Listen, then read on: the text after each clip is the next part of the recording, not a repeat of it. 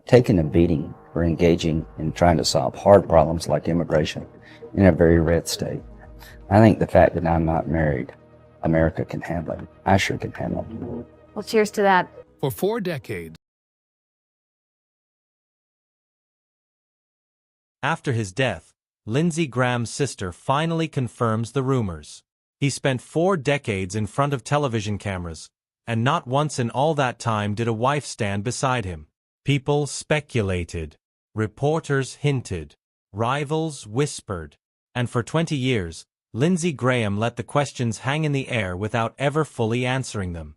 Then, within days of his sudden death, the one person who actually knew why stepped forward, not a spokesperson, not a campaign aide, but his own sister.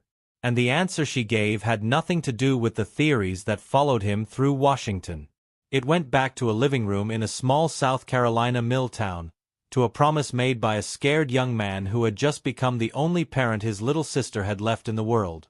To understand why that promise mattered so much, you have to start where Lindsey Graham himself always started. Central, South Carolina, a small town built around the textile mills outside Clemson. His parents, Millie and F.J. Graham, ran a combined restaurant, bar, and pool hall in town, and for years the family didn't live in a separate house at all. They lived in a single room behind the business, sleeping within earshot of the same pool hall they spent their days running. Graham talked about that upbringing often throughout his career, treating it less like a hardship to hide and more like the foundation of everything he became. It wasn't glamorous, but it wasn't tragic either, at least not yet. It was simply the ordinary, working-class life of a small southern town, the kind of place where the whole community knew every family by name, including the one living behind the counter of the sanitary cafe. Lindsey was the older sibling, already imagining a life beyond Central, already thinking about law school. His sister Darlene was the baby of the family, years younger, with no idea that the quiet stability of that small-town childhood was about to be pulled out from under both of them. What came next reshaped not just her life, but the entire arc of her brother's future. His career, his relationships, and the reason the country would spend the next several decades asking a question he answered only in fragments, until now. The turning point came while Lindsey was away at school. His mother, Millie, was diagnosed with Hodgkin's lymphoma, a cancer that carries far better odds today than it did in the 1970s. In a small southern town, at that time, it was often treated as a death sentence. Millie died at 52 years old, and the timing landed with an almost unbearable cruelty. She was buried the day before her daughter's 12th birthday. Instead of celebrating with a cake and her friends, Darlene stood at her mother's funeral. If the story had stopped there, it would already be one of the harder childhoods behind any American political career. It didn't stop there. Barely 15 months later, their father suffered a fatal heart attack in his sleep, and it was 13-year-old Darlene who found him, having gone into his room that morning to wake him for school. In interviews over the years, she has described the terror of realizing, in that instant, that she had lost both of her parents within little more than a year. She has also described what happened next. Her brother, barely into his 20s, wrapping his arms around her and telling her that he was going to take care of her, no matter what it took. At that point, Lindsey Graham wasn't a senator, or even a lawyer. He was a college student who had just become the only adult his younger sister had left. Nobody forced his hand. There was no court order, no formal proceeding that made the decision for him. It was simply understood, from that day forward, that he was her guardian, a role most people his age would have found overwhelming even with a support system behind them, and one he took on almost entirely alone. What followed wasn't a single grand gesture but years of unglamorous consistency. Darlene lived with relatives in the town of Seneca while Lindsey pushed ahead with law school in Columbia, but distance didn't loosen his involvement.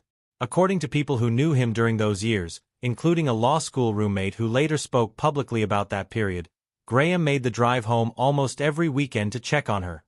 Her curfew, her friends, her schoolwork, all of it. He wasn't an occasional presence checking a box. He was functioning as a parent long distance, while carrying a full course load and trying to build the career that would eventually take him to Washington. That commitment eventually became something more than informal guardianship. After he joined the Air Force as a military lawyer, Graham formally adopted his own sister. The reasoning was practical rather than sentimental.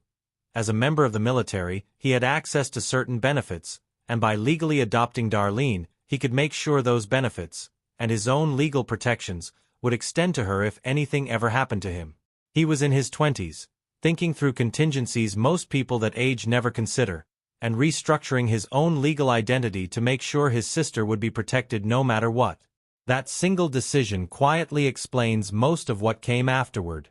Once you take on legal, financial, and emotional responsibility for another person in your early 20s, it doesn't simply fade away as that person grows up. It becomes part of your identity. For years, Graham gave a fairly simple public explanation for why he never married. In his memoir, he described it largely as a matter of timing, joking self-deprecatingly that he'd never been particularly lucky in that department. He even acknowledged coming close once, without going into detail about who was involved or what happened. But timing was always doing a lot of quiet work in that answer. While most of his peers were dating, getting engaged, and starting households of their own in their 20s, Graham was driving back to Seneca almost every weekend to make sure a grieving teenager felt like she still had a family. While other young lawyers were building personal lives alongside their careers, he was legally restructuring his own life to protect hers. By the time Darlene was an adult with a family of her own, his adult identity had already been built around a different kind of household, the sister he had raised, and later, the institutions he served. It's worth being direct about what this story is not. It isn't a scandal, and it was never really a secret, whatever cable news speculation suggested over the years. The details had already surfaced piecemeal, in interviews Darlene gave long before her brother's death, in his own memoir, in the recollections of the people who watched him make that drive to Seneca weekend after weekend. It simply wasn't the explanation people found interesting enough to spread. The real answer had been sitting in plain sight the entire time. A young man who lost both parents within about a year of each other made a decision at 20 years old, and then spent the rest of his life keeping it. That bond didn't fade as Darlene grew older and built her own family. If you followed Graham's political career at all, you likely noticed a recurring presence at his side that wasn't a spouse. It was his sister. She appeared at campaign events, gave interviews about their childhood, and helped humanize a man most of the country only saw as a sharp-elbowed senator and a fixture of Sunday political television. When Graham launched his first presidential campaign in 2015, he did it in his hometown of Central, and the day before the announcement, Darlene reportedly walked back into the old pool room behind their childhood home for the first time in decades. On the way to the announcement, brother and sister stopped at their parents' graves together before he stepped onto the stage. That same campaign featured an ad in which Darlene described what her brother had meant to her growing up. Small, ordinary details, like helping with homework or teaching her to ride a bike, that carried far more weight given everything the family had survived. She has described their relationship consistently over the years as something between a sibling bond and a parental one. He was the person she ran to, the one who was simply always there. That instinct to build family where he could find it didn't stop with his sister. Inside the Senate, Graham became known for forming close relationships across the aisle in a way that grew rarer with each passing year in Washington. His friendship with the late Senator John McCain was the most visible example.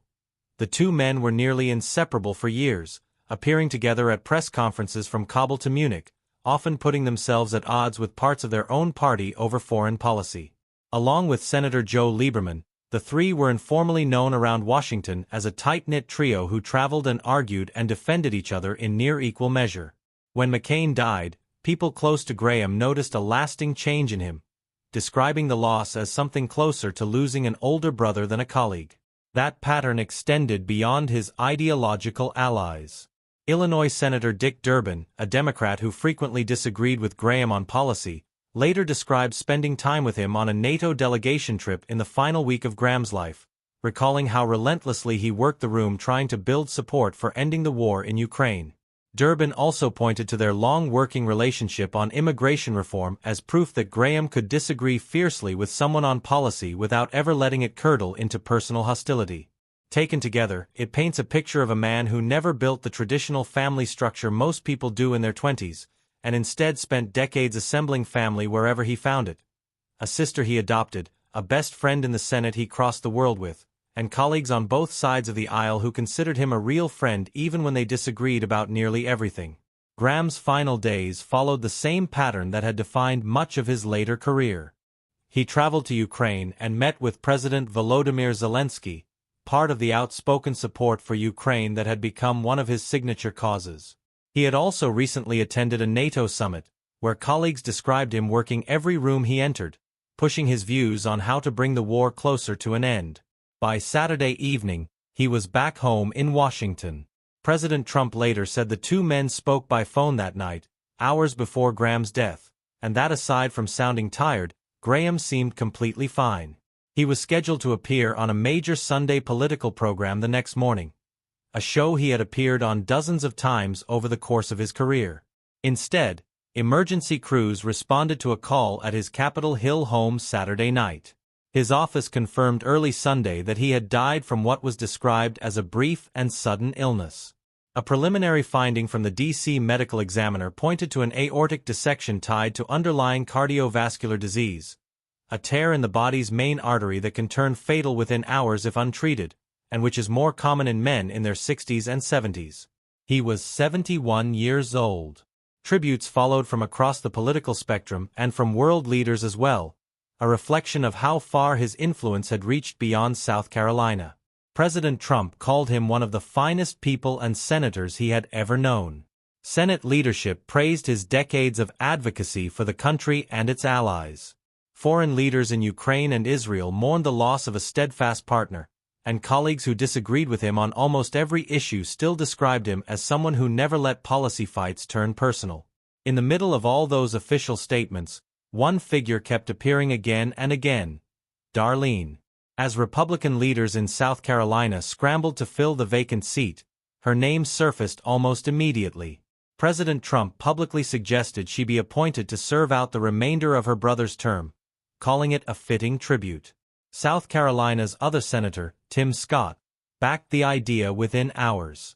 Governor Henry McMaster ultimately made the appointment official, telling reporters that Lindsey had spent years taking care of his little sister, and that it was now her turn to finish his work. Darlene accepted, saying simply that her brother had always been there for her, and that now she would be there for him. She was sworn in on the Senate floor within days, becoming the first woman to represent South Carolina in that chamber. A chamber that, for the ceremony, filled with senators from both parties as a mark of respect for the brother she was stepping in to honor. She has since indicated she plans to support the administration's agenda and continue some of the work her brother had prioritized in his final term, though as of now it remains unclear whether she'll seek a full 6-year term of her own when South Carolina holds its special primary and general election later this year.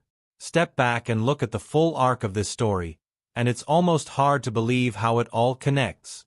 A 13-year-old girl who lost both parents within about 15 months. A 22-year-old brother who set aside his own personal life to raise her. Decades built on weekend drives to Seneca, a legal adoption meant to protect her future, a lifelong bond that outlasted every rumor written about why he never married. And now, in a turn almost no one could have predicted, that same sister has taken his seat in the very institution where he spent nearly a quarter-century of his life, carrying his legacy forward in the most literal way possible. Lindsey Graham's public life was built on headlines, hearings, and political battles that made him one of the most recognizable senators in the country. But according to the person who knew him best and longest, the real reason behind one of the most persistent rumors about his personal life was never a mystery, and it was never scandalous. It was a promise he made at barely 20 years old and never once walked away from, not for 40 years, not even at the very end.